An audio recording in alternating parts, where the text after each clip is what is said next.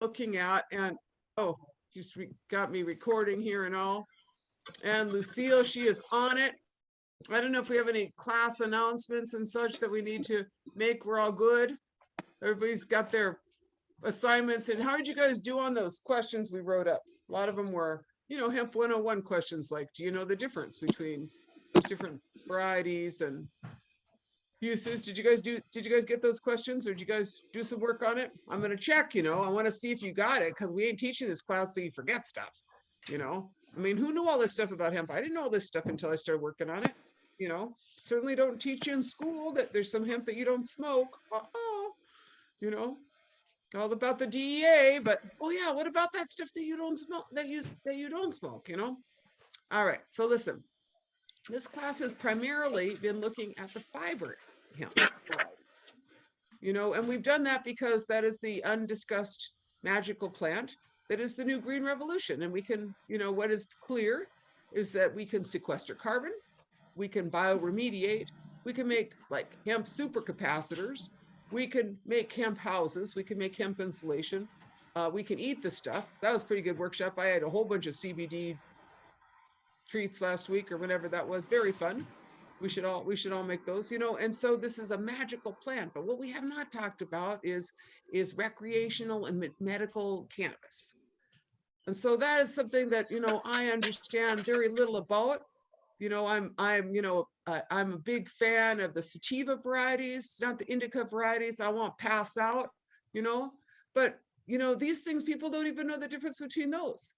I don't know if someone has gone and tried to I ask people, I'm like, because I ask these questions, I'm nosy, I'm everybody's granny or everybody's auntie. I'm like, so what is that? What kind of herb is that? I don't know. Gets me high. I was like, well, is it a sativa or is it an indica? I mean, what are you trying to do here, my friend? Do you got owies, right? You got tension, or you need to not be asleep halfway through the day because you got to conduct your cool work or clean your house, for crying out loud. I know a lot of women who smoke a little herb and clean house. My God, best thing, right? I mean, just everybody own that one. That's the way to clean your house. You can get so tidy, so quick. Anyway, I'm not going too far down that trail. Having said that, that's this discussion. This discussion is, how do people of color get into the cannabis industry? What is going on, and who are these beautiful plants, and how do we raise them? So I raise, most, as you have gathered, I'm primarily a fiber hemp person, but I did raise some beautiful CBD ladies. And last year I got them all from Angela. She had some magical Wonder Woman that she's been working on the varieties. I don't know much about that, and that's a wonderful plant. Very, very beautiful. Before that, I grew some different varieties, and, some are good for neuropathy, which, in your feet, get all stumbly and numb, and some were good for, your pain and all kind of things, right? Super interesting. So what I learned, though, is that growing those plants is entirely different than growing a field of hemp. Oh my God, the field of hemp is like boys and girls. They're tall, they live in a field. And I already discussed this plant sex, that the field at the end of the season is all full of women who look very happy, and the men are exhausted. Do you already discuss this? The men have exhausted themselves pollinating the field. They're just exhausted. It's super funny to look at. And you're like, whoa, guys, rough month, huh? But they pollinated, and then all that pollen is so magic. And you got the bees, and I had so much bees in my hemp. Oh my God, so much, I was and so I see the beauty of this plant in ecological restoration and saving the little bees and such. Well, anyway, meanwhile, on the south side, where the women are hanging out, they ain't hanging out in the field. They want to be all special. They're divas. Okay? That's the thing about the cannabis girls, is they are divas. Don't treat them just like any other houseplant. No, they are seriously, they want to be loved up. They want to be talked to. Got to baby them. It's I mean, I got a daughter who's a bit of a diva. That's what it is. It's like that. It's like raising divas. Oh my gosh, so much fun though, and you go out there and they're so happy. And anyway, so one day last year, I was like, I got to go meet this Angela. She's the one. She's got the plants. And so she has been working tirelessly here in Minnesota and with farmers of color on the issues of equity, access, and production, and bringing to market hemp. And one day we're going to have legal, one day Minnesota, that progressive state, wait, one day Minnesota that could be progressive straight will legalize cannabis. And then Angela's going to be right there leading the equity issues and the equity access for little farmers like me. And so without a lot of further ado, I want to introduce Angela, who's going to talk and about her 40-acre co-op and her fabulous adventures and history and futures in the industry. So thank you, Sister Angela. Glad to have you here. Awesome. Thank you, everybody.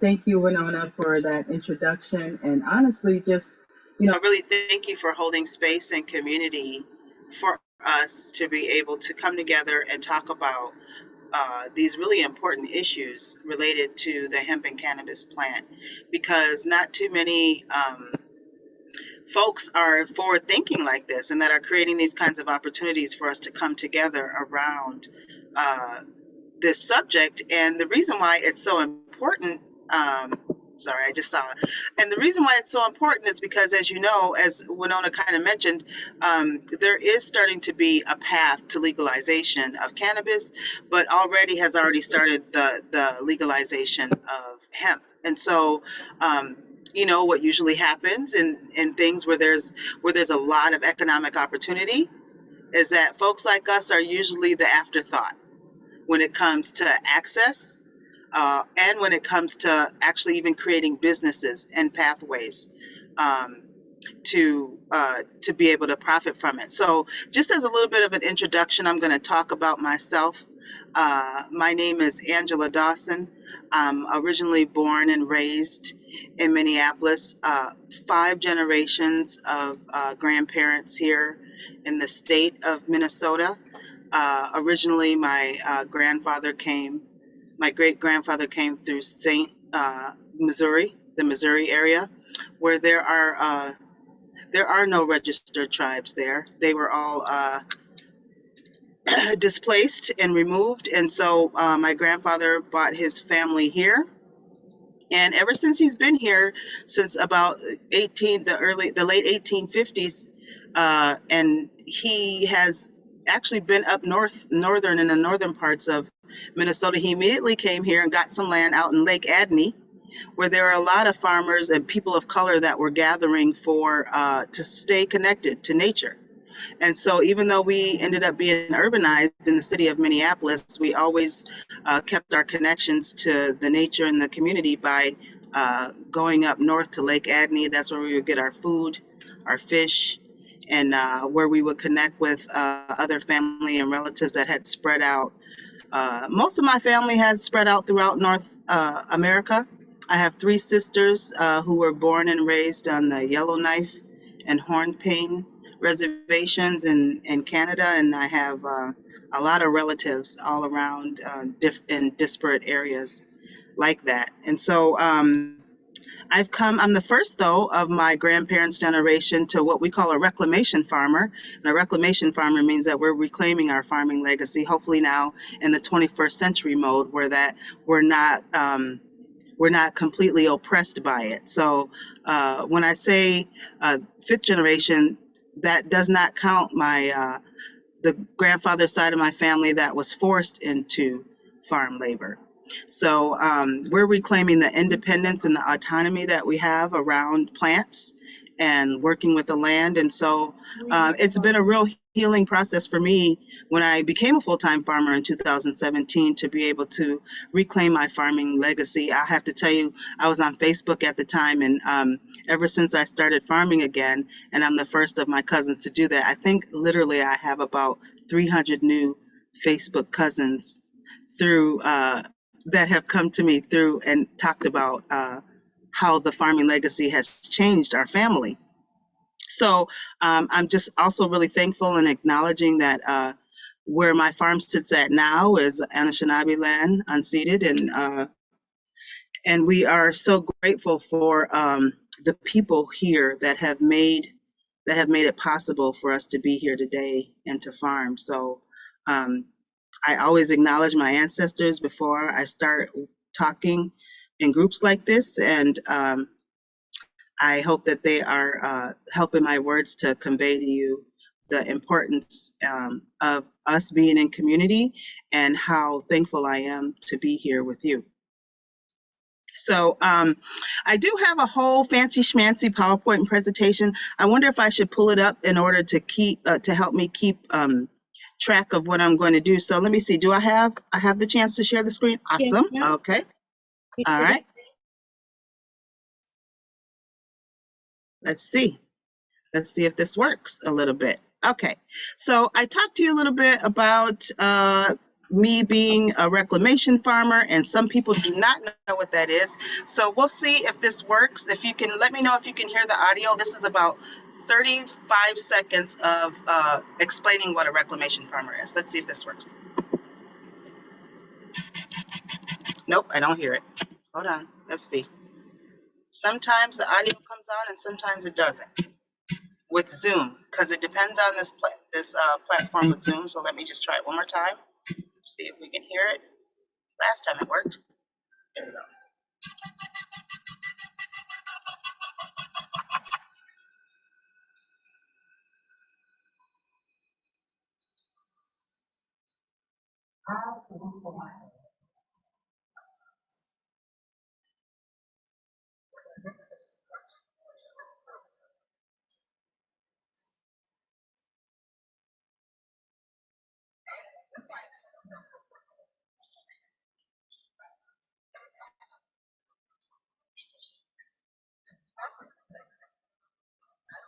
Cannot hear you talking, so sorry. You can't hear the talk? You couldn't hear the talking? No. Okay. No, ma'am. Okay, so basically it was explaining what a reclamation farmer is, but then I also go into more detail here so I can just show you. Basically, a reclamation farmer is coming from this aspect that in 1920, there were almost 1 million Black farmers around the country. They held almost $20 million in land assets.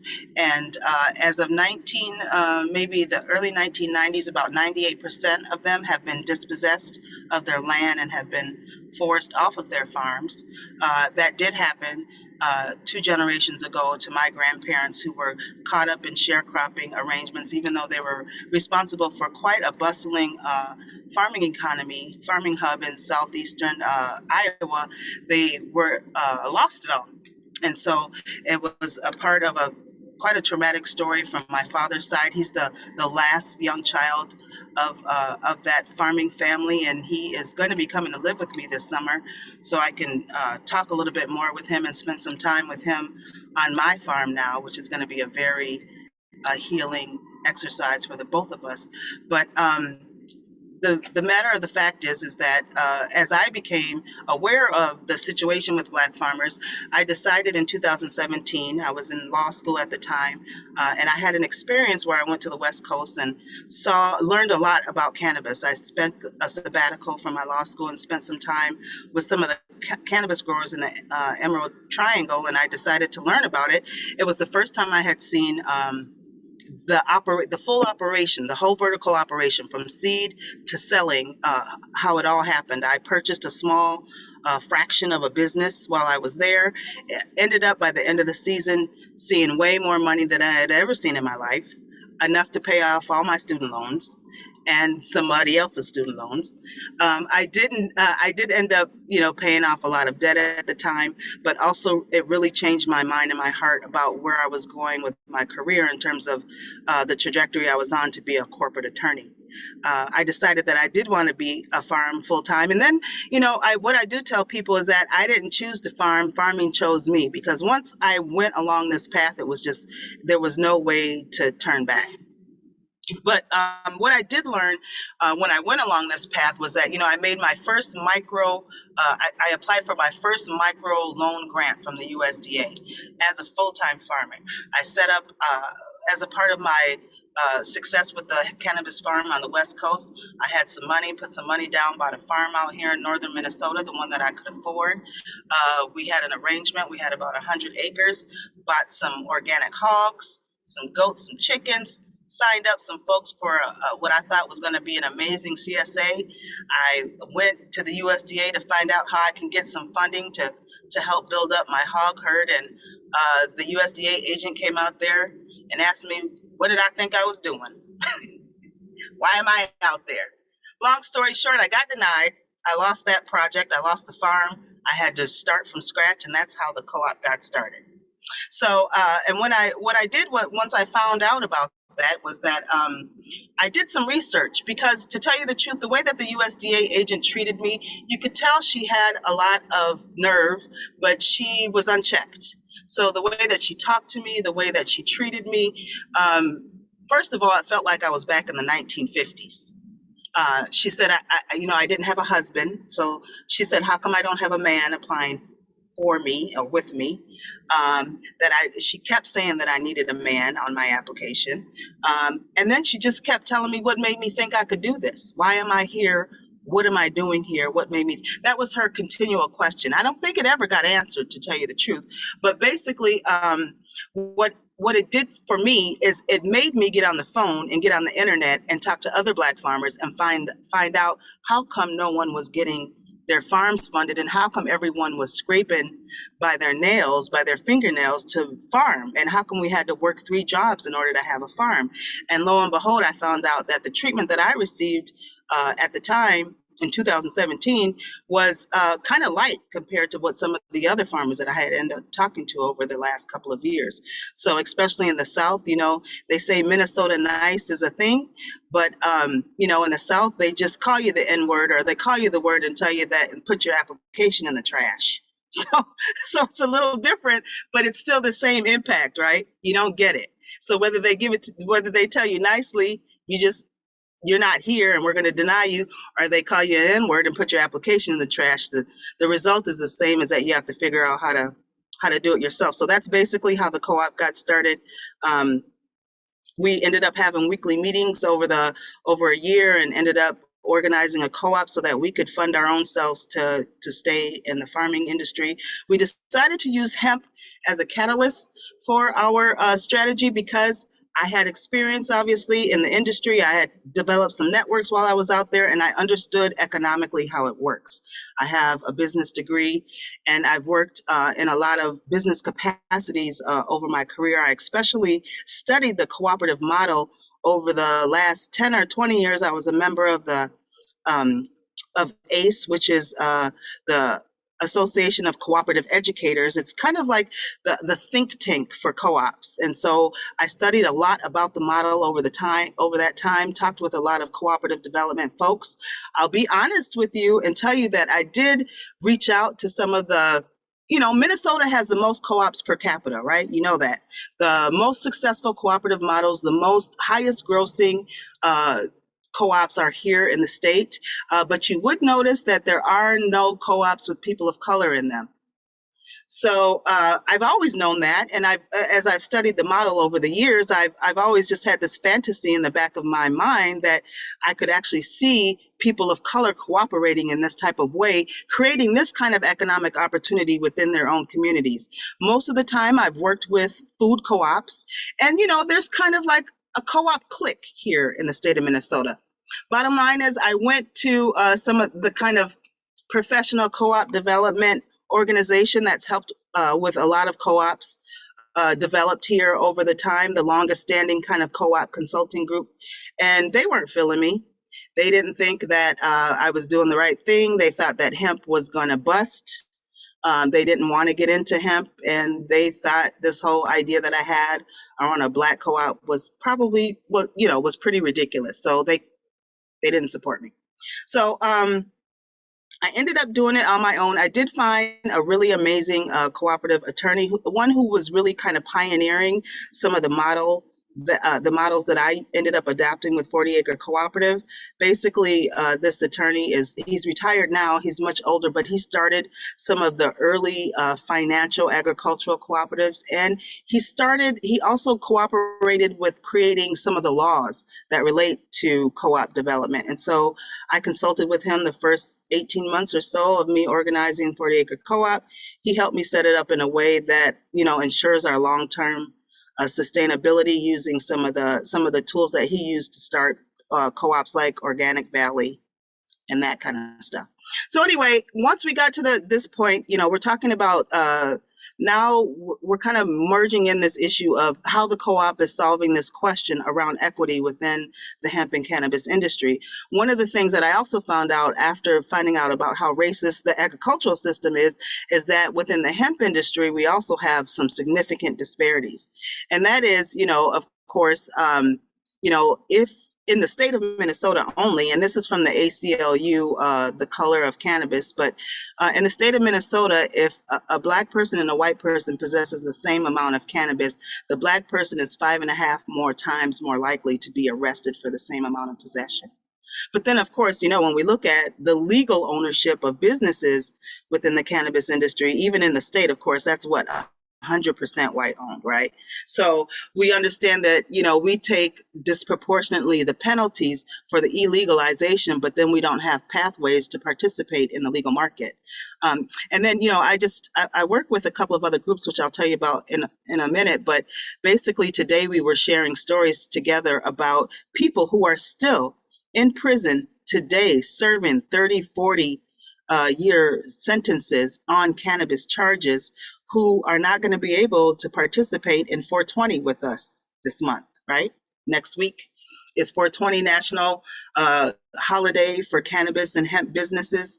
And there are people who are still paying the price for the illegalization, for the penalties of this crop. So I talked about my idea was to start a hemp co-op. And then one of the things that I think is really important is that we decided that we had to be a vertical operation. That was because again of this sort of cloud of, racism and white supremacy that is around this industry. There were all kinds of issues along the entire supply chain that exclude us from participating fairly in the market. And so that means from seed to shelf, we had to figure out how we could maintain as much control over the operation as possible. So that is where, it came that I created the Wonder Woman cultivar that we created. But basically, it was out of necessity because we heard so many horror stories about people getting the wrong seeds or not getting the production out of the seeds. There's a class action lawsuit of Black farmers out of Tennessee that are suing the Stein Seed Company for providing them with lower quality and subpar seeds over 20 years that reduce their productivity on their farm, sometimes by 50, 60, 70%. These farmers were given inferior seeds over a long period of time, and what kind of economic impact that had on their business. So just learning what the history is about agriculture and how especially Black farmers have such a hard time, finding equity, finding fairness within the agricultural system. We thought it was really important for us to provide as much of our own resources throughout the supply chain as possible. So that's how we created the co-op. We provide not only grow supplies, seeds, farm equipment purchasing, and training. We're working on the biomass processing. Right now, we have a processor that we have to outsource to. As you probably know, that equipment is really expensive and not so easy to access, and also the infrastructure that's needed to provide that kind of processing is something that we're still pursuing. But we've been pretty active on the training and grow supply and seed side sales, and even on the equipment purchasing. We've done that for a couple of members to help them sustain their businesses. I don't need to tell you about all this, but this is basically about all the benefits of hemp, and you probably already know that.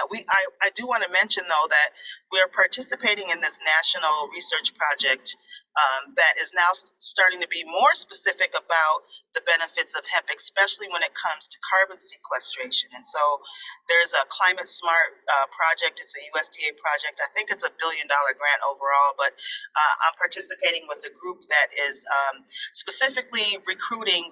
We're looking to enroll about 2,500 acres over the next 3 years of fiber grain hemp to research and connected to this research that's measuring the carbon sequestration capacity of the crop. And so that's something that's going to be really important as we're looking at the Farm Bill this year and looking at how farming resources are going to be allocated from here on out. So this is just a little bit about where we're at now in the co-op. We have about 30 active businesses that are engaging with the co-op with our content on a regular basis. I do have a waiting list of over 300 or so folks who we haven't had a chance to really process yet. We started out really strong and hard, and to tell you the truth, we probably grew a little fast our first 18 months, and we had a lot of growing pains from that. So we kind of held back a little bit on the recruiting now in terms of new members, and trying to make sure that we get more processes and our infrastructure set up a little bit more so that we have the capacity to handle all the needs, right? Because we're talking about, I will say that our membership is open to anyone, but we do center Black and Indigenous farmers in terms of our resources, our training, and the services that we provide. And so as long as people are okay with that, we can't have, we're focusing on Black and Indigenous farmers who have been cut out of agriculture for the last couple of generations. We don't want to honestly just, we want everyone to be able to participate, but we don't want to have white farmers taking over, obviously, the work. And we want to be able to give the resources to the people who really need it, and people who are trying to reestablish their families or their farming legacies from their people or from their traditions. And so we feel like that's an important part of the future of the green economy, and that's the reason why we're focusing our resources in that way. The good thing, though, is that we have developed some market partnerships with really important people that we think can help move our work forward, and that specifically is, Charlotte's Web and the Stanley Brothers. They are basically the Stanley Brothers and Charlotte Figi, who is now deceased, are responsible for basically the legalization of hemp within the Farm Bill. It was because of Charlotte's medical needs that we're able to, now that it's legalized, and we're able to grow it for all of our communities. If it wasn't for Charlotte and the Stanley Brothers, we probably would still be fighting the same old racist fight around hemp being a drug. So, I'm always so thankful. We're just celebrating the death of Charlotte Figi, 2 years.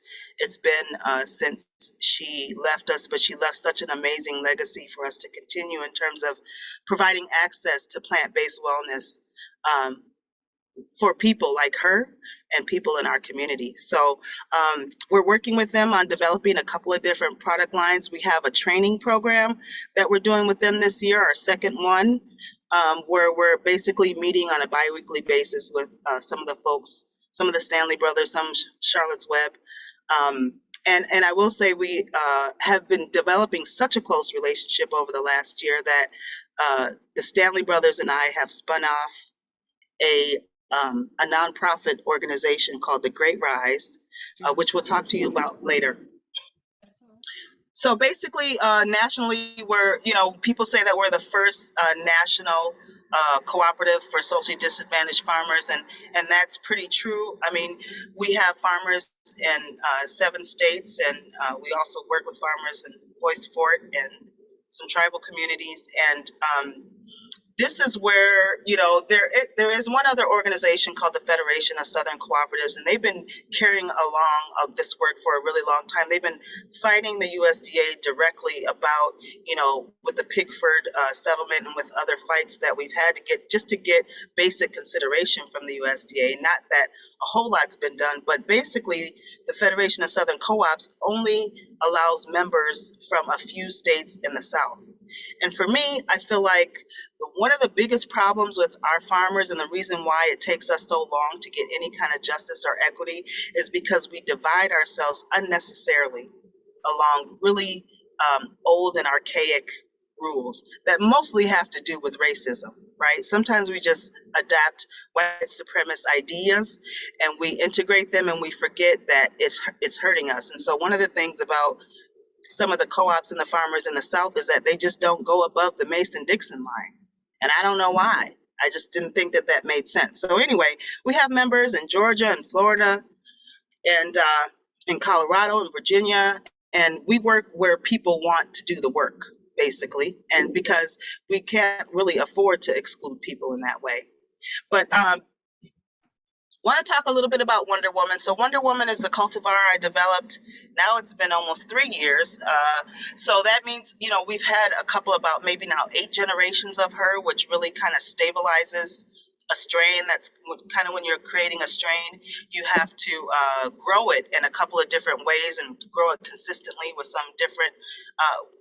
some different things that you measure around research. And so I've used this machine right here is a machine that we created. It's a software technology based machine that has some artificial intelligence that's allowed me to track every single thing that touches my plant from seed to harvest. And so it's basically allowed me to, I took maybe about 10 different strains of different hemp cultivars that I liked, and I created Wonder Woman. I pulled out all the phenotypes that I liked in these certain cultivars, and there she is. She's amazing. She produces fragrant, high CBD, low THC buds, but also in a really short window of time, and that's because of the way that I use different cultivars to create her.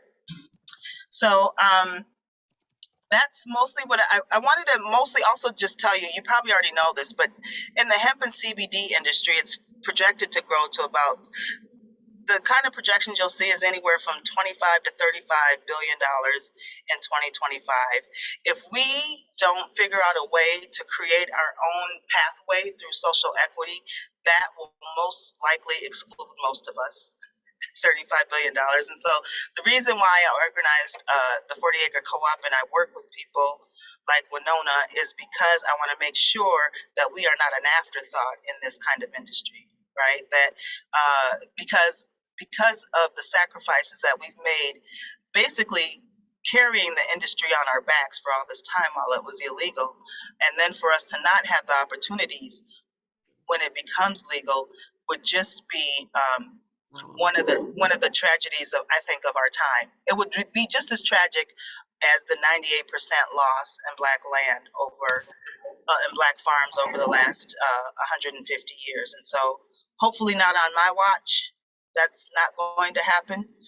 But also, we have a significant amount of people who are working in the opposite direction. So I wanted to make sure that, so this is why I've done a lot. You probably have seen us in a lot of, we have done a lot of media work and a lot of work just kind of really creating this narrative around autonomy and freedom and hemp, and really trying to normalize it in the marketplace, and also normalize people of color working with the plant, right? Because I can't tell you how much racism even I deal with outside of the USDA, dealing with banks, dealing with insurance companies, dealing with neighbors, dealing with folks who don't think that, we have a right to have free access to the plant. As I saw in the material, you saw the material for this course, there's a lot of references to some of the historical aspect of how hemp became illegal. And you can see, over the years as the DEA was being formed, they intentionally created a link between crime, murder, Black people, Mexicans, and cannabis, right? And it was a very expensive and long-term campaign. And so you will still go into even some tribal communities, but small rural areas where someone automatically will think, even if you mention hemp, someone will say, well, you got pot. Because they just can't accept the fact that we could be professional hemp growers. I need to tell you one more story about an experience just to bring this home about the USDA. So I was participating in let me just see. Oh yeah. So I was participating in a hemp survey. It was a USDA hemp survey where they this was a USDA employee who calls to ask questions about my last hemp crop that I had last year. And so it was an older woman, and you could tell that, she had some challenges with technology, but that was okay. So we were going through this hemp survey, and she starts asking me all these questions. So she says, I have to adjust my computer, and I have to do something different, because all of the people that I interviewed before, did not have a successful crop. So all the answers were no, no, no. So she said, but because you've had a crop, I have to keep changing my computer around because I have to do the answers differently. And so that was fine. You know, I gave her the time to do that. So then when we got to the demographic part, so then she goes, because she kept commenting, I just can't believe that you have harvest, you did this, you did that. So then when we get to the demographic part, she says, well, the first question, are you of Hispanic or Latin descent? So she answers the question for me. I'm going to say no. And then she's going to say, and what race are you? She said, I'm going to say Caucasian. Yeah, she answered it for me. Because I was a successful farmer, I was a successful hemp farmer. She couldn't imagine me being anything except for Caucasian. So, and then I had to correct her, of course, and she says, well, she says, you have to understand, I'm almost 70 years old and I live in Montana. That was her reason. But then she started talking about how much she loves CBD and how much it helped her. But this woman has been working for the USDA for over 50 years. And so I'm just saying this is the attitude that we have to deal with the USDA. Even though even still now hemp is a legal crop. We all are going to have our challenges in terms of finding equity within this space. And so that's why it ended up being that I had to spin off a whole separate nonprofit effort.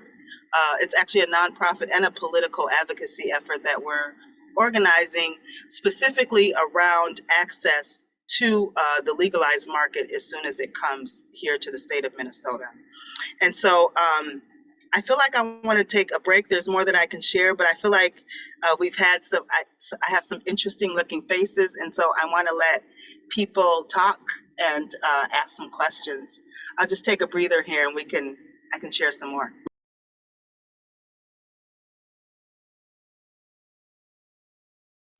Yeah, I want to thank you. And I just want to say, yeah, we're all really inspired. And, you know, for me, little hemp farmer in the north, I'm like, go, Angela, we're right with you.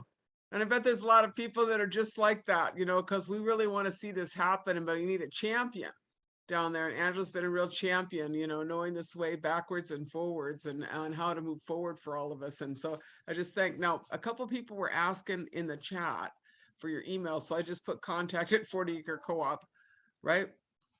And that, you know, so that'd be it. But I know that people were interested. And you know, I just remarkable the work you're doing. Anyway, there's people going to ask questions, I'm sure, besides me, but I just want to again thank you for rocking the story here and helping us move along. Absolutely.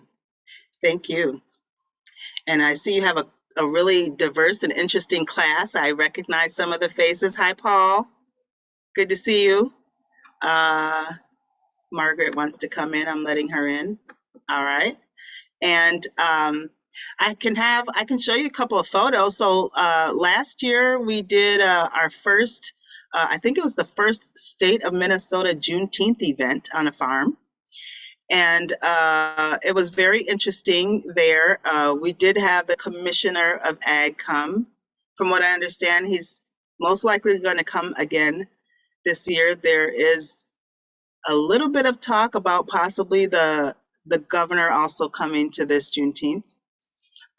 But we want to really focus on the aspect of healing at our Juneteenth events, because that's what we really feel like is needed, and especially in our farming communities, amongst our farmers, because a lot of our farmers, as you guys know, have experienced a significant amount of trauma around farming, and loss and theft and separation, and in a lot of ways violence as well. Economic violence is what I call what has happened to farmers in my family over the last few generations. But there's also physical violence, you know, with the land. There's a lot that comes up, and so that happened with our co-op. I felt like one of the most important aspects was that we have to talk more about the healing aspects. I mean, there's a lot of great financial and economic opportunity, right, with cannabis. There's a lot of, healing that happens with the plant-based medicine. But we haven't really talked about what it's going to take when you've lost a population of 98% of a people in really violent ways, the way that the farming community has handled specifically Black farmers. But how do we change that narrative, and how do we turn it into a more, not only just a healing enterprise, but also something that benefits the entire community now? Because farming is changing. It's not the same thing that it was over the last 50 years. Unfortunately, during that time when they obliterated the farming, Black farmers, that they also turned farming into just an extracting monster, right? So there's a lot of reasons why we want to rethink the way that farming has been done over the last 100 years, the least of which is the way that they have treated people, and the way that racism has clouded the way that farming operates. The farm credit system, the agricultural system, the benefit system, the subsidy system, how all of that has been impacted by not just racism, but also white supremacy, which kind of goes together, in especially in this way. So we found that it was really important for us to talk about the healing aspects of the plant. That's why we love that we're in the plant-based medicine movement, because there's a lot of healing that we can talk about, but a lot of healing that needs to be done. Because when you talk about bringing people together around hemp, and people are looking at this financial aspects of this, $30 billion business, I personally don't want to just bring any of our folks together just around the economic part if we haven't dealt with the trauma that's inherent in our relationship to the land. And so I found that to be a really important part of our work. I did end up instituting, we actually in our training last year, we did have 3 sessions with a group trauma expert who walked us through some aspects of how we're coming to this work within this context, because there's all kinds of things that are going to come up. Like people say when they do, I do movement, but, some people do yoga. They say on the yoga mat, sometimes you get all these emotions that come up while you're doing the work. Same kind of thing that happens with farming. All kinds of stuff come up through your whole entire farming adventure. I know with me, with farming cannabis, there's all kinds of things that happen to us all throughout the grow season. And so if you don't have a really good grounding and solid foundation and how you're going to address these kind of traumatic events that are there, a lot of trauma between Black and Indigenous folks. We can go on about that. But just to say that the part of this work that we also need to highlight is the healing aspects, and how we can bring, especially healing amongst ourselves and our families and in our communities through this plant-based medicine work. So I'm going to share some photos. I'm just going to, let's see, where was that one? The photos are, I think they are here. Let's try to see if that works. While you look for the photos, could I ask a question? Absolutely. So you talked about developing Wonder Woman and increasing your yield. Did you start that? It looked like a pretty fancy piece of machinery you had there. Congratulations on that. And this has been an outstanding and very inspiring presentation. But did you begin that process of developing Wonder Woman because you were subjected to substandard seeds as well? So you wanted that kind of autonomy and growth potential that would kind of equal the playing ground, so to speak?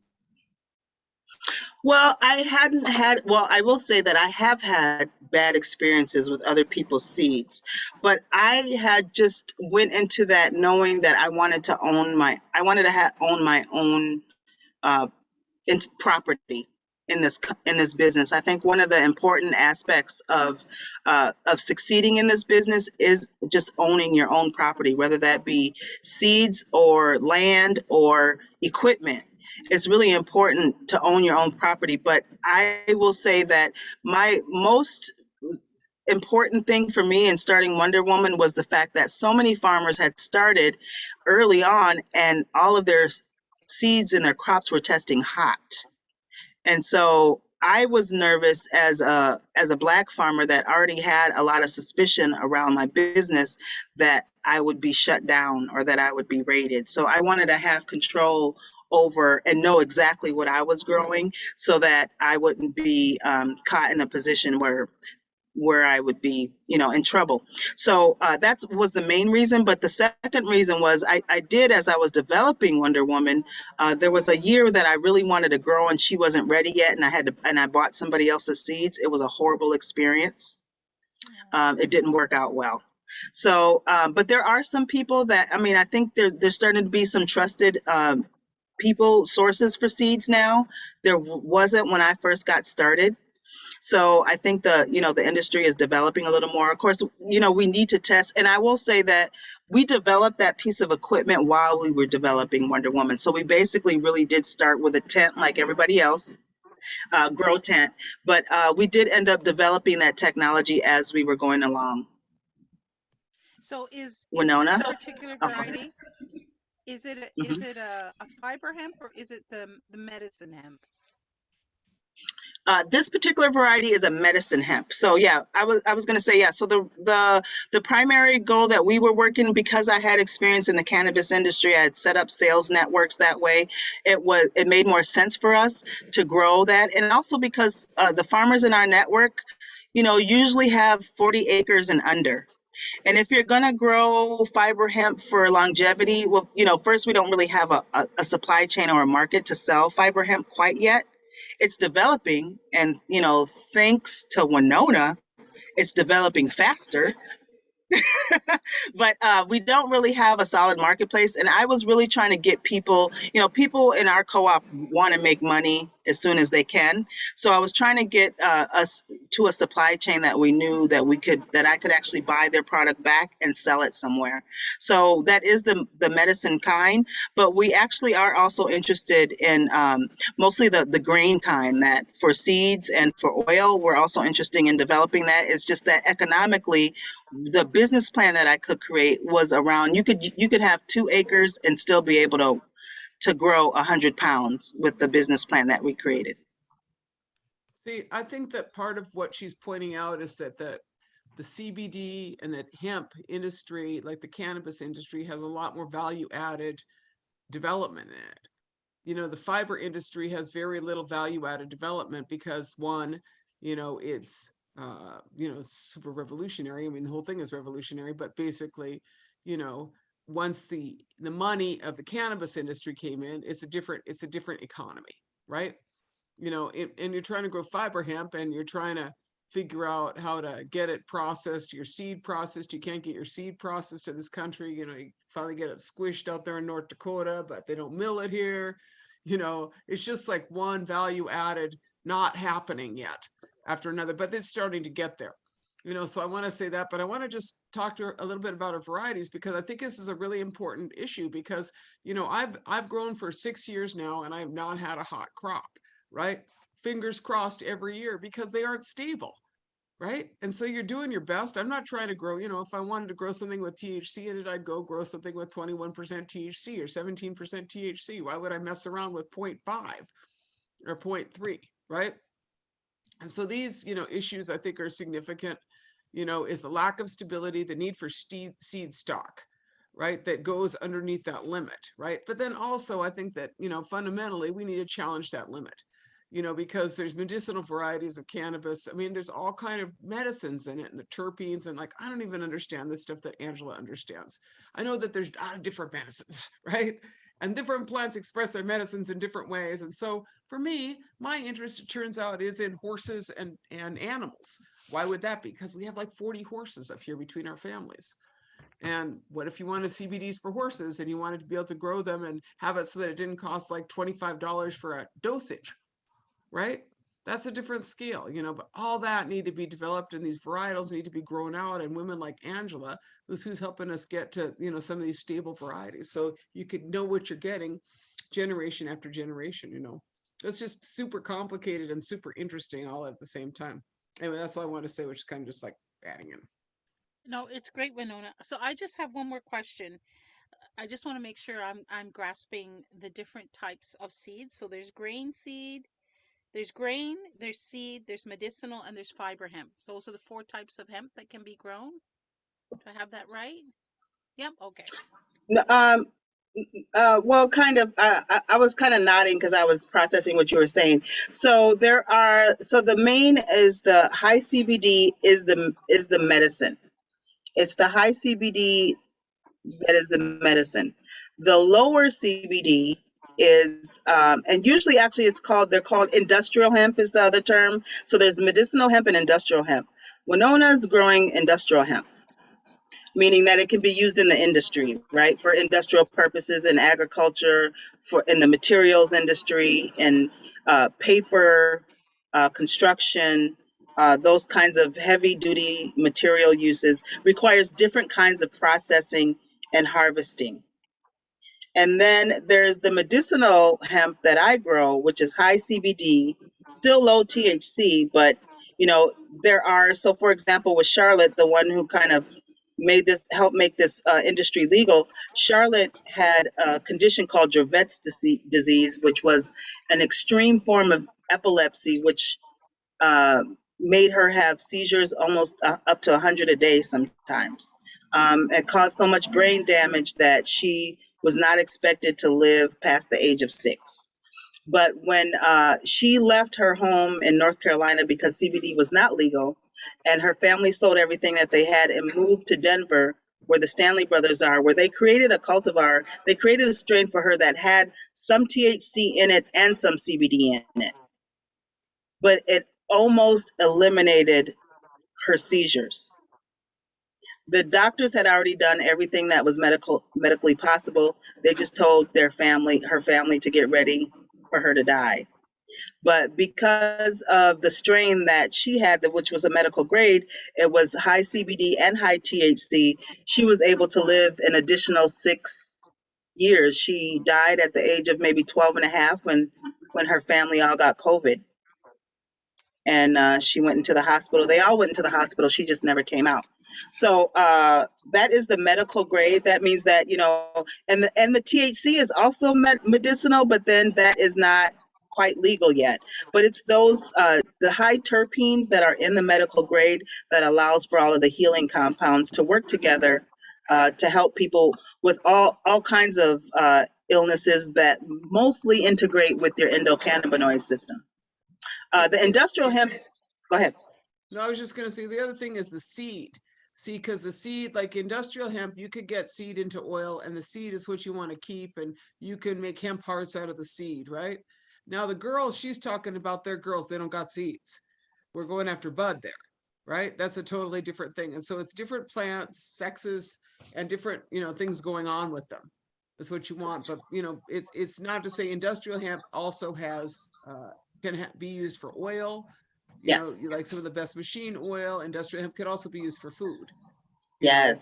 But cannabis and CBD hemp, you're not trying to get any seeds. You're trying to not have seeds, as a matter of fact, right? You want the bud, you want the flower, you want the oil, you want the CBD and the THC and the terpenes out of it. And that is mostly female plants that produce the medicine for you. It's the male plants that put out all the pollen that Winona loves that makes the ropes and all the industrial stuff. So seeds can be made, and I also want to say that the seeds and the hemp protein that comes from the seeds is some of the most highest quality protein on the market. So hemp protein is very valuable and is going to be part of the future of the food system, and that is where people are creating, protein bars, protein shakes. Winona, I had some of your mushroom, your hemp chocolate mushroom. That was so good. That's one of my favorite shakes to make now. Yeah, no, they got all kind of Yeah. cool food shakes. And just okay, wait, it's not the male plants. There's girls and boys in the field at the end of the thing, but they're all hanging out having sex. The boys give off the pollen and then they get exhausted. But basically, the male plants are very good plants. There's not that many of them though. Right. And the female plants is what I'm turning into fiber for the rugs and such, so it is I do think that it's super interesting plant, just super interesting. And I think that it's really important, for people to get, like, there are all these different magical ways to grow, and you could do more than one. Yeah.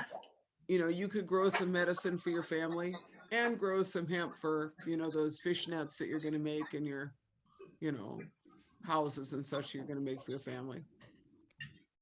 Yes, but in the way that people separate the male female thing, there's all kinds of possibilities with the males and the females. But when we're growing medicine, we typically don't want the males around because the males will seed the females out, and we don't want that. So where Winona's growing, she wants to mix some males. It doesn't take a lot of males to mess it up, I mean, to get No, it everything does not. going. One male mess up Yeah. your whole field. Yeah. So, but that's kind of how we separate the two. So we only use males when we want to pollinate our girls. Other than that, throughout our whole growth cycle, if we see a male, we get rid of them. So we can let the girls do their thing. I had somebody lay into me about that I was like anti-male. I was like, I'm a farmer. I mean, I don't know. Everybody's got to be so politically correct about everything. They were accusing me of being my gender bias. I was like, Well, you haven't gardened a lot, buddy. right. Well, and mine, I do get a little bit that way because I feel like so many men dominate this industry. And I'm going to tell you, I contracted with some engineers and with some agronomists when I was developing Wonder Woman, and they were all men, and they were pissing me off the whole entire time. Because they wasted so much of the plant. They destroyed and made so many mistakes and got diseases in my crops when it wasn't necessary. And I felt like they weren't being attentive to her. And so I say, I'm not really anti-male, but I say, if you don't like women or you don't really know how to treat a woman, you have no business growing cannabis. Because throughout the life cycle, especially with Wonder Woman, and I do get on, I mean, most of my growth team are men, and I do end up getting on them sometimes because of the music that they play around. I mean, sometimes they play this rough, horrible, loud music, and I do have a special kind of environment that I like Wonder Woman to come up in, especially when she's budding and she's open to everything around in her environment. And I had this one guy who he just had a horrible mouth. He was always cussing at somebody, and he was always telling these really crappy stories about his experiences. And I would say, hey, go over there on the other side of the field with all that mess.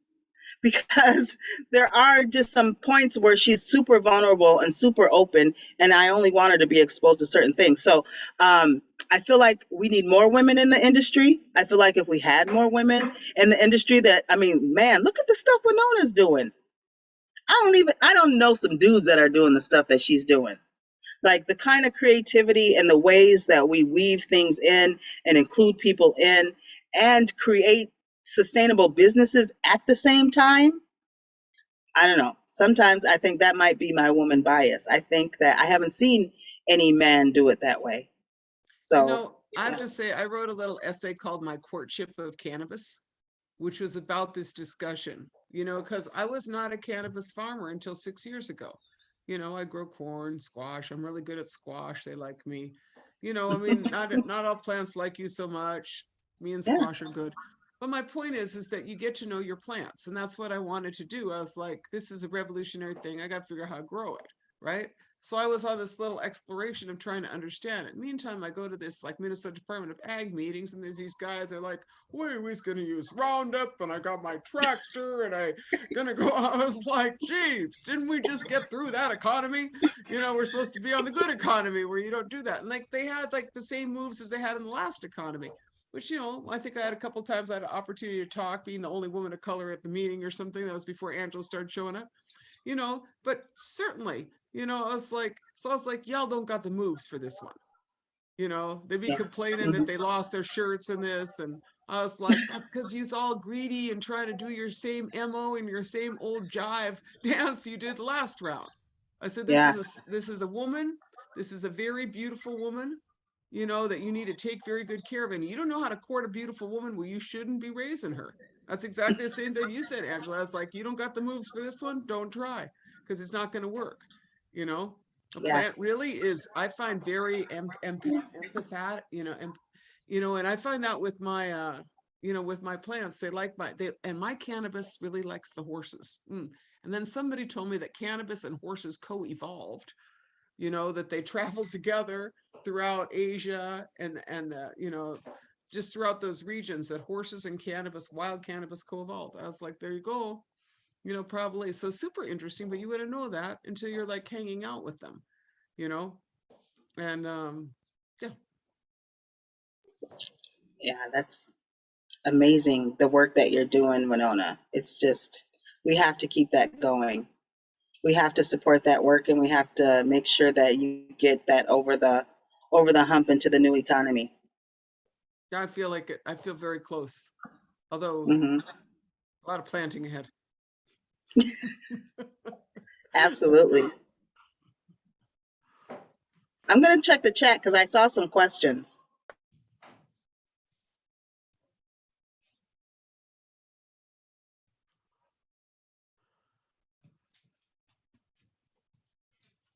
Would you talk about your experience with, I mean, it seems like Minnesota is supposed to be a progressive state, but I know that out in California, there's a whole equity in cannabis initiative. I mean, this is a national issue of, the equity in the industry, right? And yeah, so Hmm. why don't you talk about that for a minute?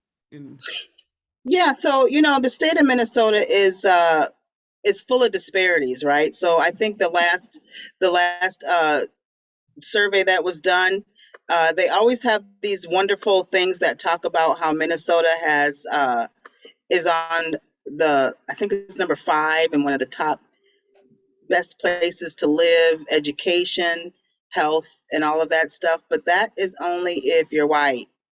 So the same things that make Minnesota the best place to live for white people are where people of color have horrible disparities around, infant mortality, education levels, graduation, college enrollment, all of those things, health, diabetes, all of those indicators. And so we're basically taking what we know about Minnesota, right, and how it's a wonderful place to live if you're white, and we're trying to position this conversation in a way that all Minnesotans should be able to have access to this great quality of life that that that has only been reserved for a select few.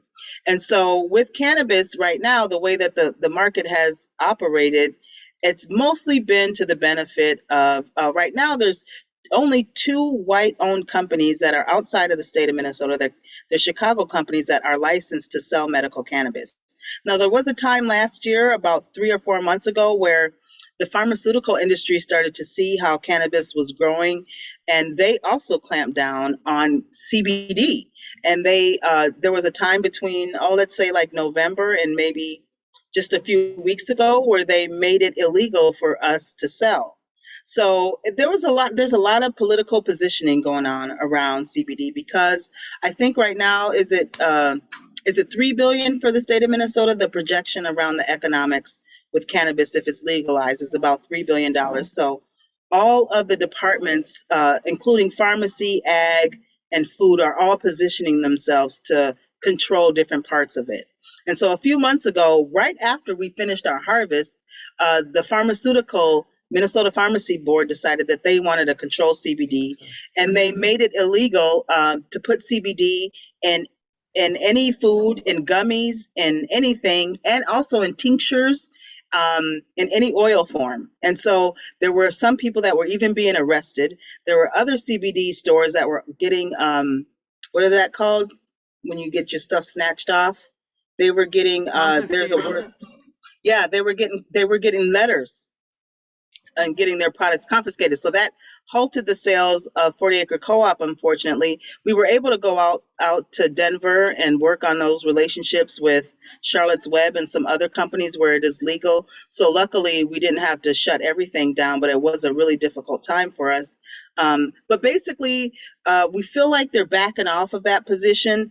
Still very much a politically heavy situation with people positioning to control the industry. So we're trying to be at the forefront of making sure that equity and a pathway for people who have really disproportionately been punished for during the prohibition and have been victims of the war on drugs have an opportunity and a pathway to be able to operate. But right now, you know, I'm kind of speaking to the choir here where I think y'all would get it.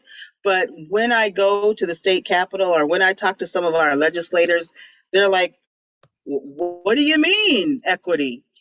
You know, that's not a thing. They don't care about that. They feel like, why shouldn't the pharmacy board run everything with all of their really smart lily white people who know who know nothing really about the plant, but apparently, have some kind of medical degree that makes them feel like that they can make these kinds of decisions for our community. And I say, our communities have been operating with this plant for a very long time, even when it was illegal. My brothers, I have a brother that just got out of jail in Colorado. So we have a lot of folks that we know that have carried this plant. I have worked with the plant for, legally now for 3 years, but, we all have a history that we have to figure out when it's okay for us to talk about it. But short to say that there is an opportunity right now. There's a bill in the House that is supposed to be looking at adding 4 to 10 additional medical cannabis licenses this year. So right now there's only two, and they're with the two outside companies, but they're looking at expanding it to 4 to 10, and they're mentioning small language around social equity, but we know that they don't know what social equity is about. So that's where Winona and I come in, and we have to tell them what it's about and make sure that there's a space for us at the table. We're gonna, there's work ahead. I feel like, like Winona is where fiber is, I feel like we're right at the tipping point. But there still is a lot of work to do ahead.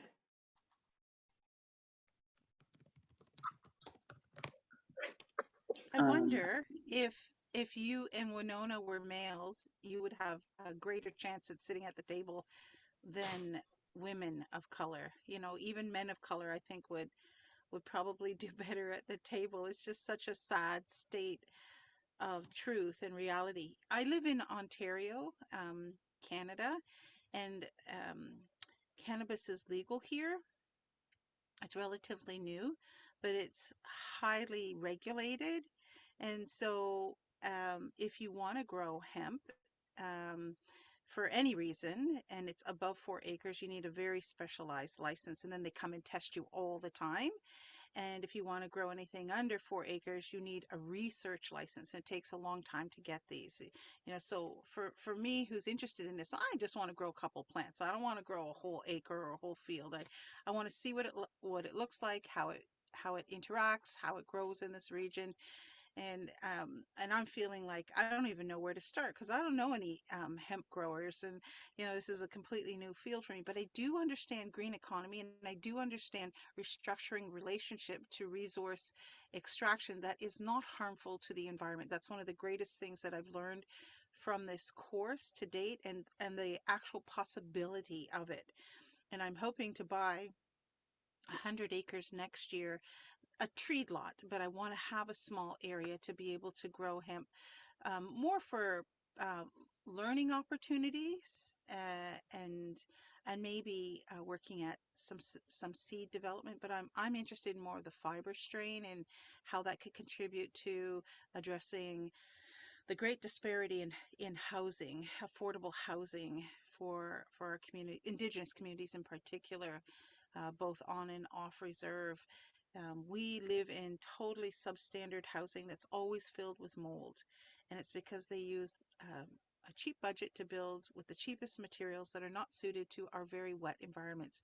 Because where I come from, it's muskeg. It's wet ground, and so these cardboard houses, they don't survive there, and then our people of course experience all of the social economic impacts of just poor health and poor access to being able to have a place to live that's actually suited to their needs. And they make it very difficult for you to do any kind of um, alternative building as well. They want you to stay within the system, and they don't make allowances for going off track. But how I'm hoping to approach it is to um, do tiny builds, small builds, and have them as kind of research experimental types housings where I don't have to go through the whole hoop dance of getting permissions and trying to explain to people who don't understand the building materials why I'm doing what I'm doing. But I so appreciate the expansion today into the CBD talk because it's all over now. In our reserves here, every reserve has like just tons of weed shops. And it's all CBD products. It's the gummies, it's the creams, it's the everything. And it's replaced pretty much all the tobacco shops. Like it's just everywhere here.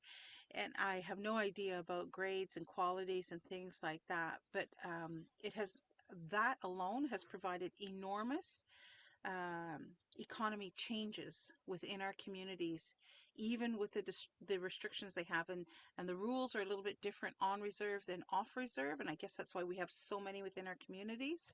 But it is I can see it in just the I think it's 1 year now that we've been legalized. You can just see how dramatic the impact is, and we're not even really seeing all the possibilities come to life yet. It's still just in the kind of um, health market area. Yes. That is so, yeah, that I think one of the things I wanted to ask, is Winona still on? Because one of the other things that we've talked about with growing our market, especially with adding more growers on who are especially interested in the industrial and fiber hemp, is that you do have to have a good amount of acreage, right? So most people say, where we're working with farmers who are just growing into their farm, maybe just reestablishing their farming enterprise or their farming businesses, and they may only have access to 20 or less acres, might not really pencil out to grow fiber. uh, Luckily for Winona, and she's really smart with buying up all the land that she is around there, that she's really making it possible to create a sustainable enterprise because she has acreage and she has access to all that land. So you definitely want to think about fiber, especially as we're talking about the building codes, right, and the housing.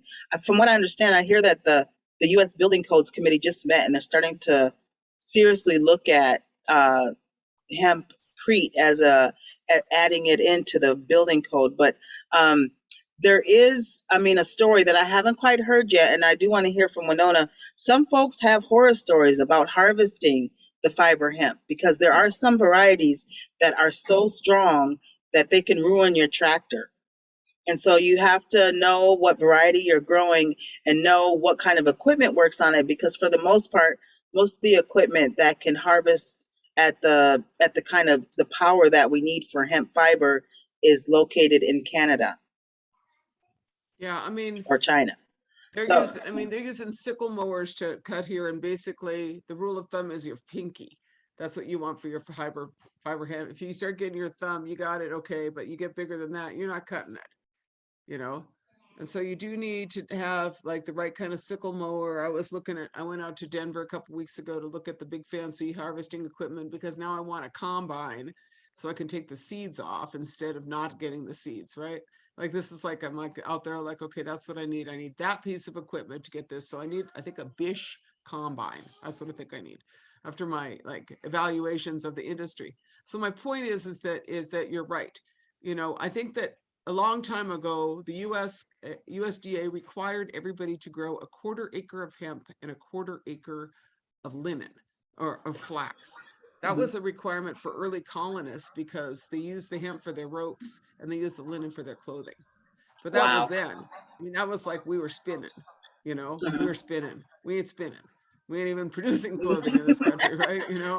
So my yeah, point is that I generally don't encourage people to grow hemp unless you've got some acreage, like our yeah, acreage. You could grow some as an experimental, so you could do some artisan work, which, you've seen some of the work we're doing. And if hmm, you're doing any kind of, local fiber or relocalizing fiber, you go. We should relocalize to hemp, linen, and wool. That's what hmm, that's what Canada's crops are, yeah, or our own, Indian hemp stuff. You know, the only other thing just on that I say is like, I always just tell people to grow, yeah, that's exact. My Blackfeet sister here is out there. Like, that's where you should be growing, out there in Blackfeet territory, out there in Alberta, out there in, you know, mess of tar sands area, because hemp sequesters carbon. And, you know, if you're going to be revolutionary, you need millions of acres of hemp. That's what you basically need. And so I'm gearing up to, you know, Yeah. maybe produce 200, 500 acres, you know, and have another 10 farmers in my area. So we get 5,000, 10,000 acres of hemp. That's my goal, you know, because that's some numbers, and that's some Yeah. fabric, and that's some housing, and that's some Yeah. insulation. We're talking then, right? You know, Yes. but that's not, you know, if you've got 20 acres, you know, grow a little bit so you can mess around with it, but grow some vegetables, grow some food, grow some hay. Yeah, absolutely. I saw a question in here about the name of 40 Acre Co-op, I think. Yeah. I did, yeah, so the name obviously is a US reference to, there's a special field order 15 that was given at the end, toward the end of the Civil War, when the Union was winning. They had a lot of enslaved soldiers fighting for them, and those enslaved soldiers, through Special Field Order 15, were supposed to get 40 acres and a mule, and as a part of their work in the war. And so a few of them began to settle toward the end of the war, and as soon as the war was over and Lincoln was assassinated, the new president took over, and he canceled everything. It was another promise that was broken. And so all of those farmers that were settled on the 40 acres and a mule were replaced by Confederate soldiers. They were all kicked off, and so that's when they started resettling. They started settling all the Confederate soldiers and settling white people, and taking away Indian land and giving it to white people so that they could farm. So that began it. And that's just a little bit. 40 acres and a mule just kind of reminds us of, again, those unkept promises that have subjugated our people and kept us as second-class citizens. And you know, sometimes I say we haven't had a sustainable farming, housing ever since then. So let's see. I'm gonna look and see if there's some other questions. Yeah, I apologize. I must leave you a little early. Okay. I must go testify. Thank you. Thanks. We'll talk to you soon, Winona. Yes, talk to you. Okay. Big Thank you. wish. Big witch. May I ask a question? Sure. With regards to the 40 acre mule broken promise, and I just heard on our local NPR station the other day, more Black farmers' lands being taken. But then also in the news in the last year or two, and even before that, you know, this idea of reparations. What do you know of the latest in terms of making any of these broken promises whole? Well, yeah, that's really a place of where I get a little flustered and frustrated, because we've had a couple of other promises since then that really haven't happened. The Pigford versus Glickman lawsuit was sort of the reworking of the 40 acres and a mule, and that started in the 1980s. This is a lawsuit that started in the 1980s and was never really actually settled until a very few years ago. And because each of the congressional sessions kept kicking it down the road. So even though there was very specific experiences that Black farmers had documented of racism and loss, that they were supposed to all get, I think, about $50,000 a piece, and they were supposed to get their debt forgiven. And I think maybe half of them did.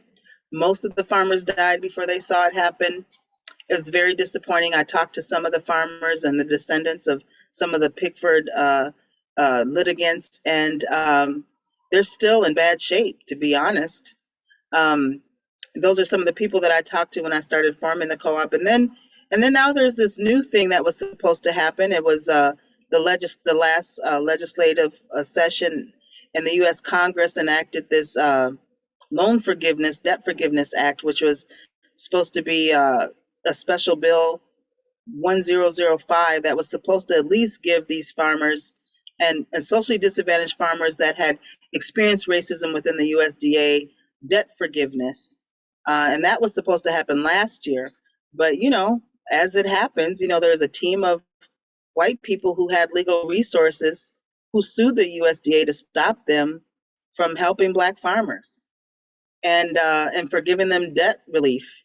Even though, there was very specific documentation that over the years, even last year, white farmers have received about 97 to 98% of all USDA subsidy and benefit payments. But they still decided that, if Black farmers get debt relief, somehow it's going to take away from them. And I still don't know how, I think that's just a result of ignorance and white supremacy and racism, right? That pits people against each other for limited resources and acts as if, although if one group gets it, then it's going to take it away from another group. I feel like that's a false narrative that creates division between people to make sure that they don't come together to work together. It's why I have even, throughout all of my family trauma, continued to want to connect with my Native and Indigenous relatives so that we can figure out ways that we can put some healing around our communities so that we can take advantage of the resources that and the wisdom that we have so that we don't have to always be at the short end of the resource stick. And so it's continuing, unfortunately, still now. I think the co-op model is a solution for that kind of stuff.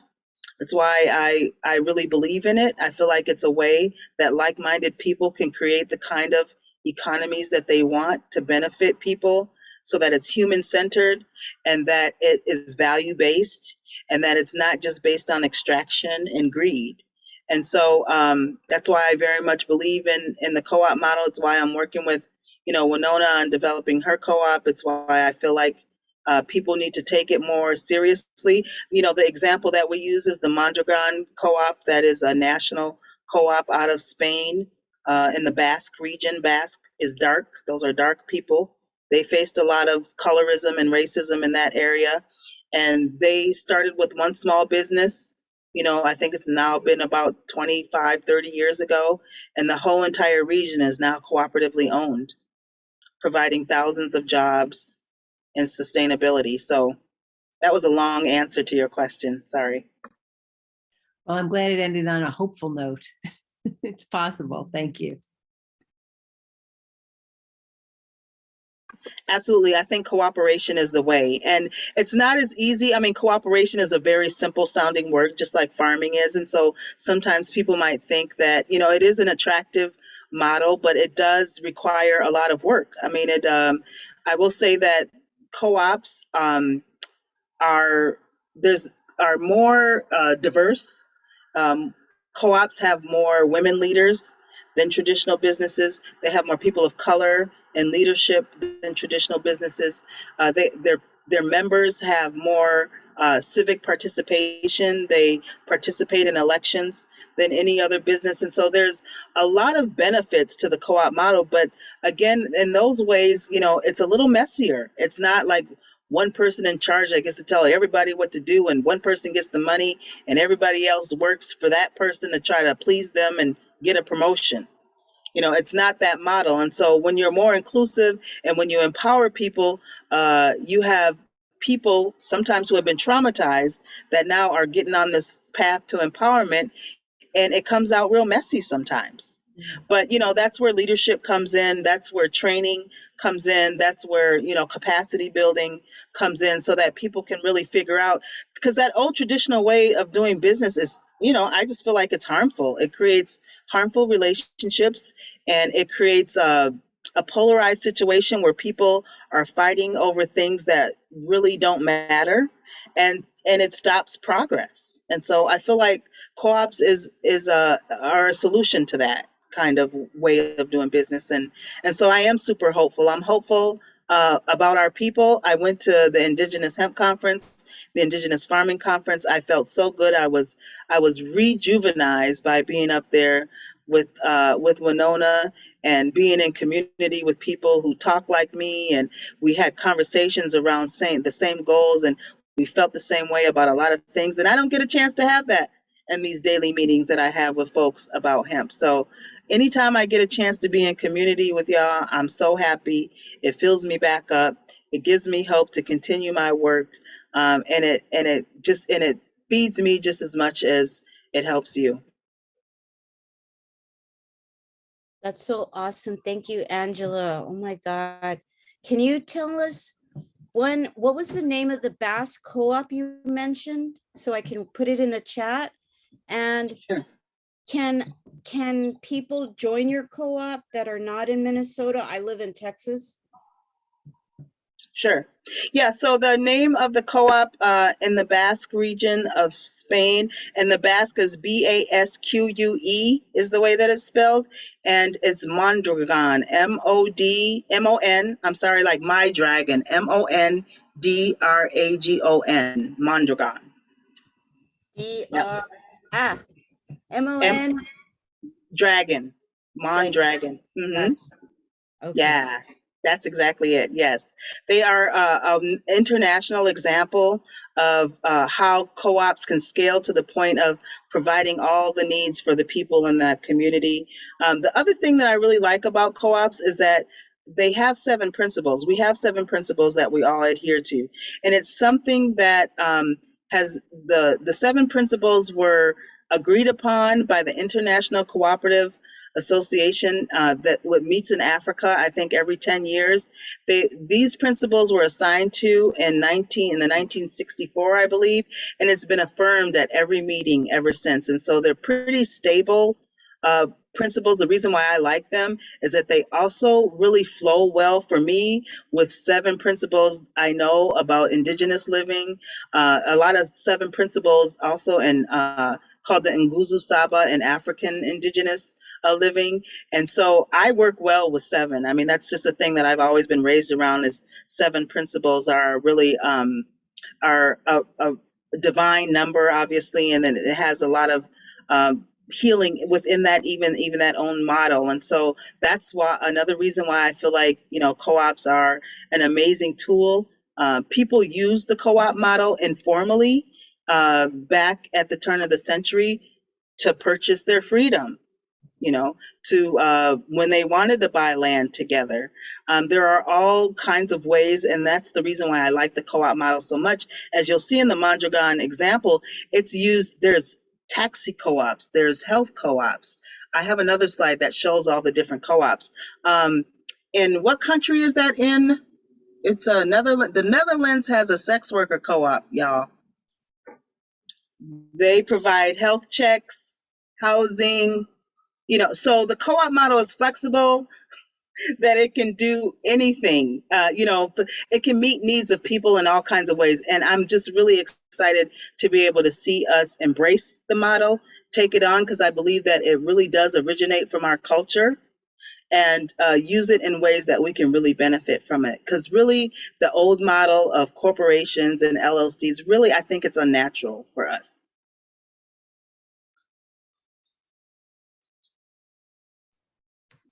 That is so awesome, Angela. My name is Lucille Contreras, and I live in Texas. I'm in Gonzales County, and I just recently got my USDA beginning farmer and rancher loan, and we have 77 acres. We celebrated 1 year, March 23rd.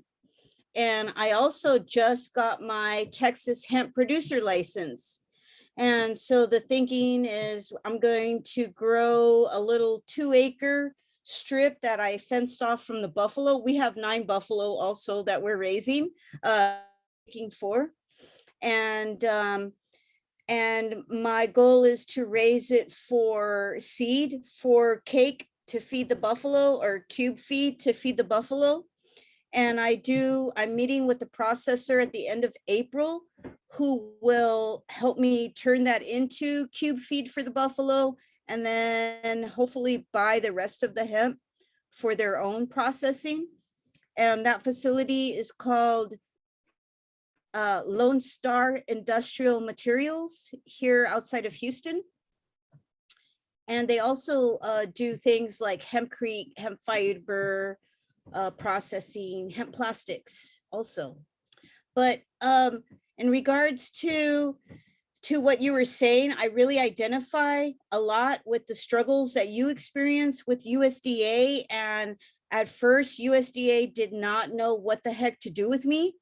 You know, same thing. I am single. I'm a little bit older.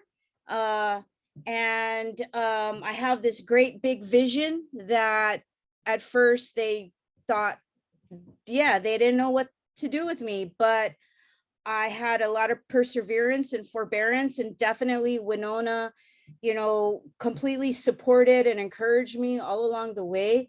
And so it's folks like yourself, Winona, and other people, Alex White Plume and others that are so encouraging to the majority of us Indigenous folks who, you know, you feel so much like the underdog for so much of your life. And so it's really, thank you. It's really, really inspiring to succeed, to see your success and to see you being a leader in the hemp movement. And thank you so much. In regards to like animals, do you have anything you want to share in regards to hemp and either feed or anything else? Yes. Wow, that's so amazing. And congratulations on your 1 year. That is, I mean, you know, that does take a lot of perseverance and determination. And that's what you need to have to be a farmer anyway. And especially to even grow hemp, working with, you said buffalo. Uh, you've got what it takes. You've got what it takes, Mama. So I think that's just kudos to you for sticking through that, and you know, get all the resources. I say to people, get all the resources that you can, because they owe you that and more. And I was in a meeting a couple of months ago with former Vice President Al Gore and some other folks talking about you know, climate change and how we can support Black and Indigenous farmers. And you know, I told them that there are some people that have persevered for so long and so many generations. Why do they even need an application? Why do they even have to apply? Why do they have to go through all that damn new criteria that you created, all these new hoops and stuff, when they've been trying to just get the basic loan for the last 25 years? I mean, there's some people that just need to be freed from that harassment, I think. But I still think that just the fact that you were able to hold steady through it and make sure that you got that until you got it is amazing.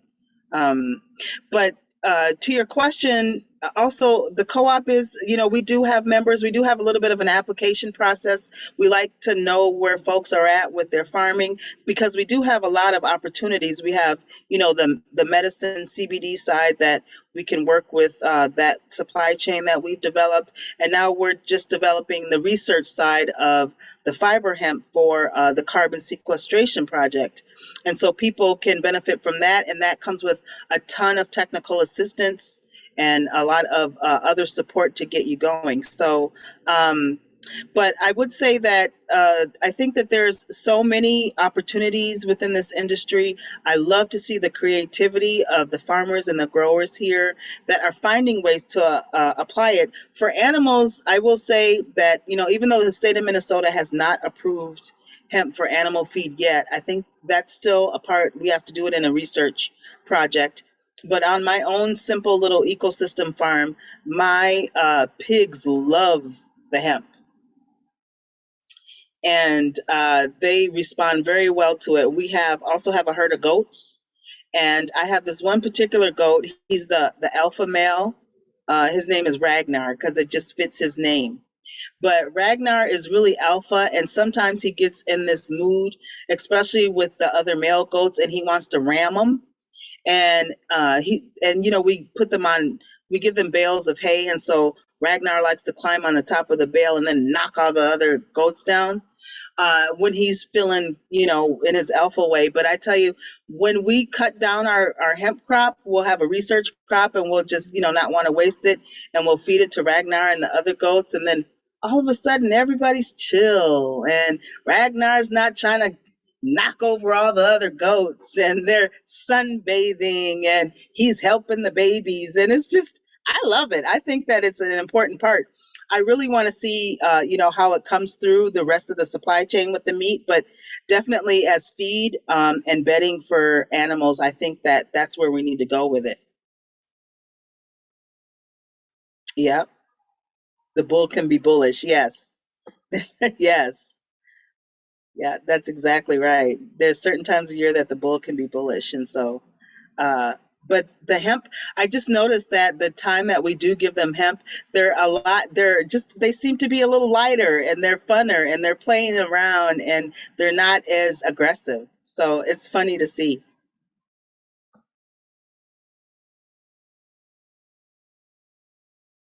That's so awesome. Thank you. What about as far as like reading resources or even films or anything like that that you suggest that folks could watch or read or investigate? Yeah, so we do have some reading material, and as part of our training at 40 Acre Co-op, we do have kind of like a back office, a little bit like this, but with some reading resources.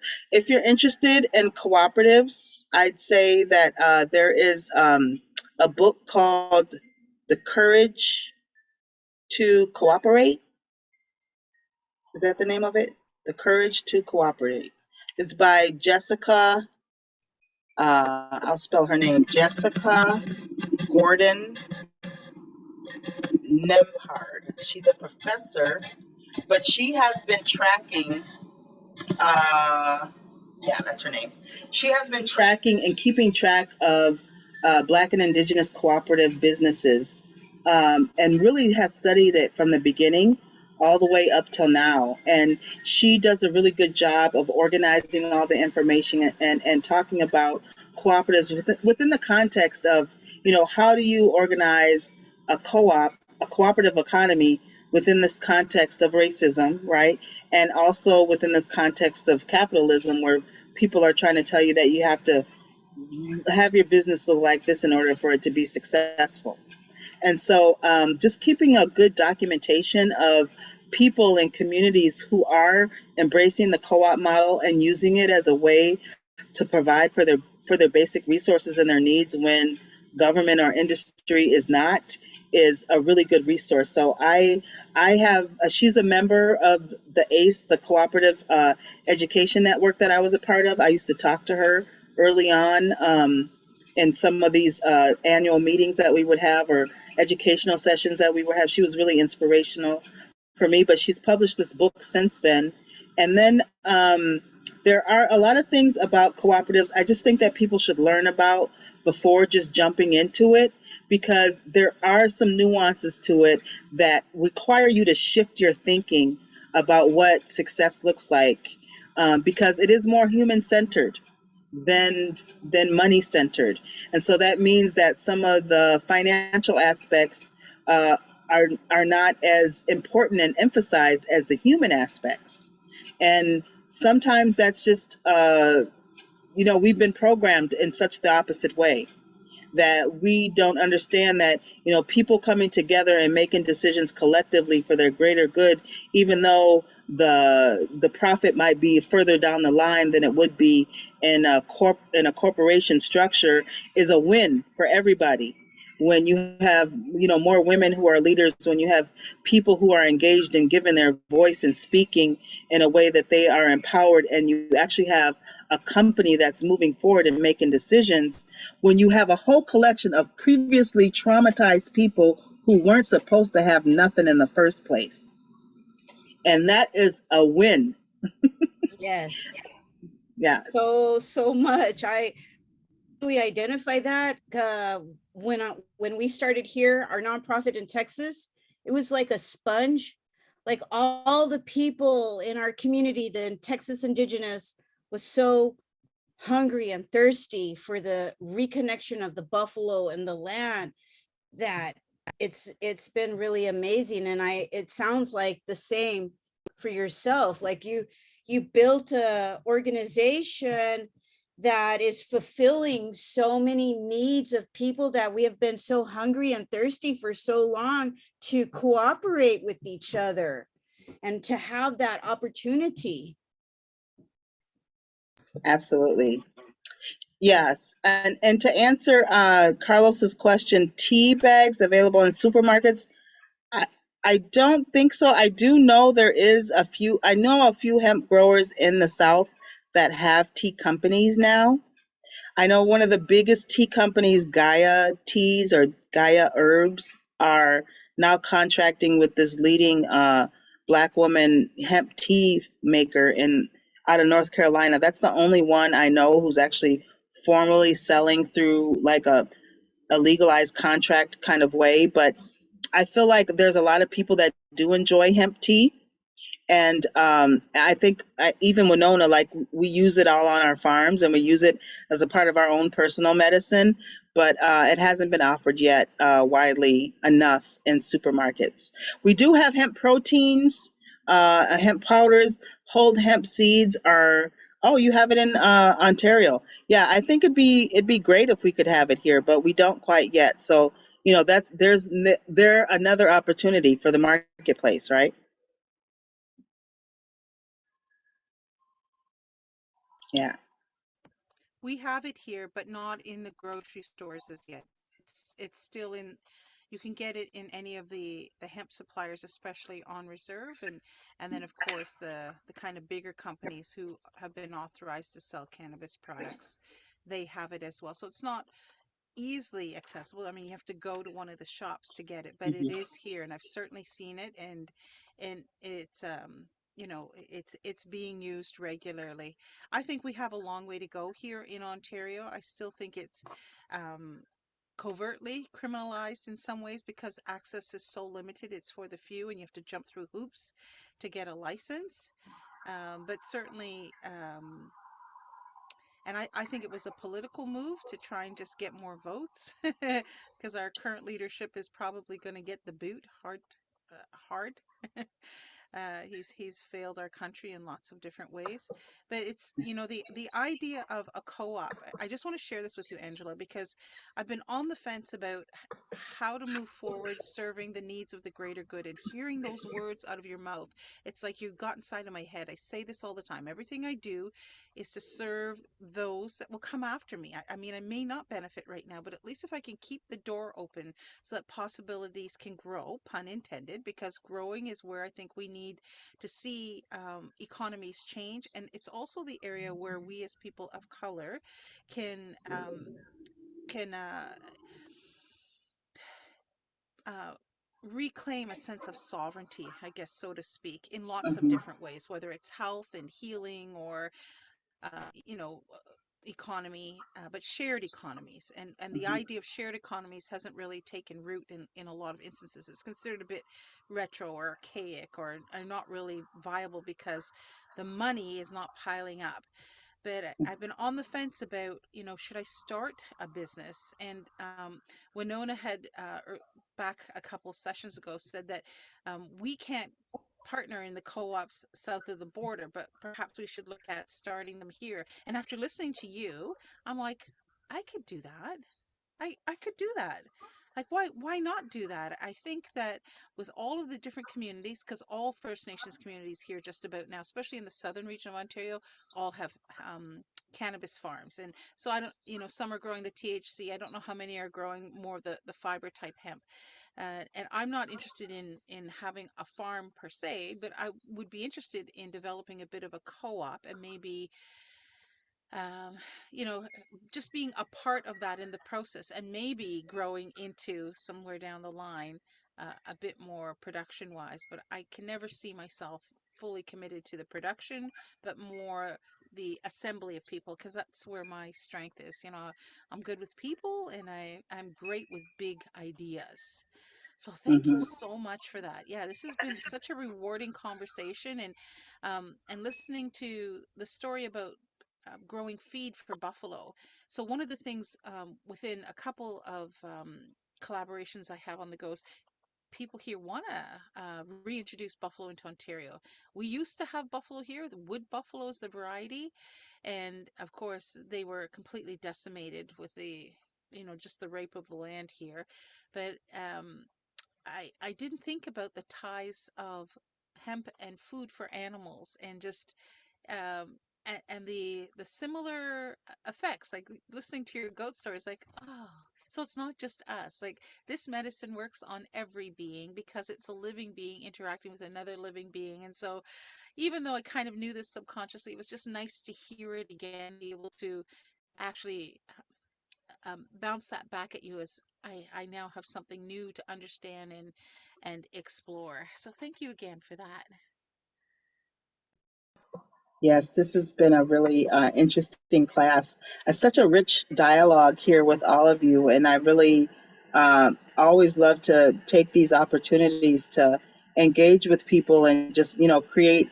We do kind of, Amber said this cohort can be a co-op, and we kind of, for this time being, we have kind of become a cohort, and, talking so much about this cooperative model, it starts to make your brain think, and I love that the way that the co-op model is so flexible that it lands with everyone where they're at.